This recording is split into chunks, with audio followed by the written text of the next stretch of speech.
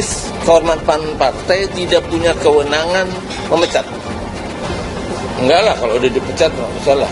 Ya udah, kita terima aja dengan legowo, dengan lapang dada, ya.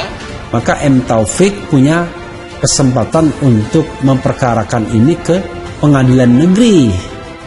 Setelah pengadilan negeri, pengadilan tinggi, dan lalu Mahkamah Agung. Jadi, sobat era sekalian, hal-hal seperti ini sudah diatur di dalam undang-undang partai politik, tapi sering sekali dilampaui atau disimpangi oleh partai politik itu sendiri. Mudah-mudahan jelas ya, termasuk sikapnya, apakah dia membela Anies Baswedan, ingin mencalonkan Anies Baswedan, karena pernyataan-pernyataannya memang sangat membela Anies Baswedan, padahal kita ketahui Gerindra so far itu menjagokan mencalonkan Prabowo Subianto sebagai calon.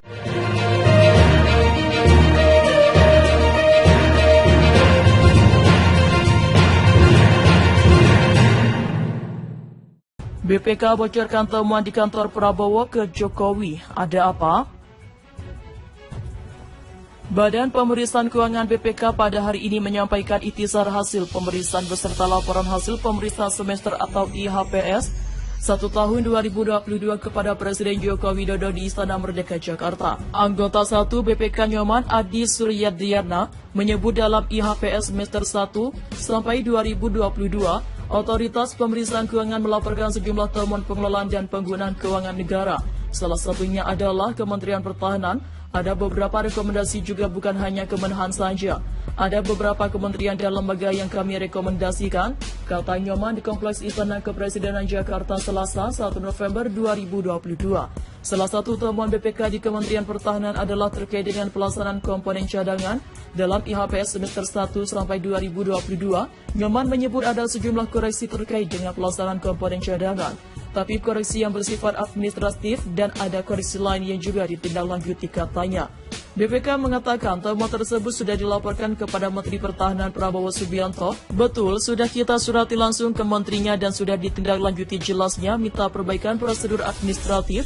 Jokowi pun menyebut temuan-temuan seperti di program Komcat itu selalu saja ada di kementerian, sehingga yang paling penting, kata dia, prosedur administratif dalam program ini bisa dilakukan perbaikan-perbaikan. Pernyataan itu disampaikan Jokowi di samping Prabowo yang ikut hadir dan berdiri bersebelahan saat konferensi pers. Prabowo tampak ingin bergerak maju untuk ikut merespon, tapi urung karena Jokowi meneruskan jawaban untuk pertanyaan lainnya.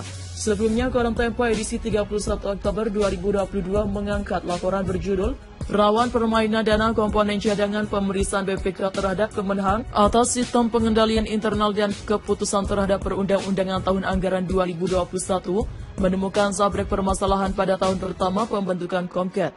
Audit Sistem Pengendalian Internal dan Kepatuhan digelar BPK untuk mengiringi pemeriksaan atas laporan keuangan Kemenhan tahun anggaran 2021. Dalam laporan keuangan tersebut, Kemenhan mencatat sejumlah kegiatan senilai total 531,96 miliar yang belum mendapat dukungan dalam anggaran 2021, lebih dari separuhnya atau sebesar 235,26 miliar digunakan untuk pelaksanaan kegiatan pembentukan Komcat. Dalam pemeriksaan fisik, BPK menemukan sebagian barang hasil penggandaan itu telah didistribusikan ke 3 resimen, Induk Daerah Militer atau Rindam, Pusat Pendidikan dan Latihan Khusus atau Pusdiklapsus, pelaksanaan kegiatan latihan dasar militer atau Lasarmil, serta pembulatan Komcat. Barang senilai minimal 235,26 miliar tersebut berupa perlengkapan operasi lapangan, alat komunikasi dan kendaraan. Surat pesanan barang tercatat dipesan oleh Badan Sarana Pertahanan atau Baranahan Kemenhan untuk kegiatan Komcat. Rinciannya barang senilai 123,7 miliar untuk kegiatan dukungan Komcat 2021 serta sisanya penggandaan alat peralatan pertahanan dan keamanan berupa aset kendaraan 44,8 miliar serta senjata senapan serbu senilai 67,3 miliar. BPK dalam laporan hasil auditnya menilai semestinya barang-barang tersebut telah tercatat sebagai aset tetap minimal senilai 230,57 miliar. Masalah hal ini tidak bisa dilakukan lantaran sebagian barang tersebut didatangkan dan didistribusikan sebelum adanya anggaran. Merujuk pada dokumen pengajuan anggaran Baranahan kepada Direktorat Jenderal Perencanaan Pertahanan, auditor menemukan kegiatan dukungan Komcat 2021 justru masih diajukan sebagai tambahan anggaran sebesar 123,7 miliar.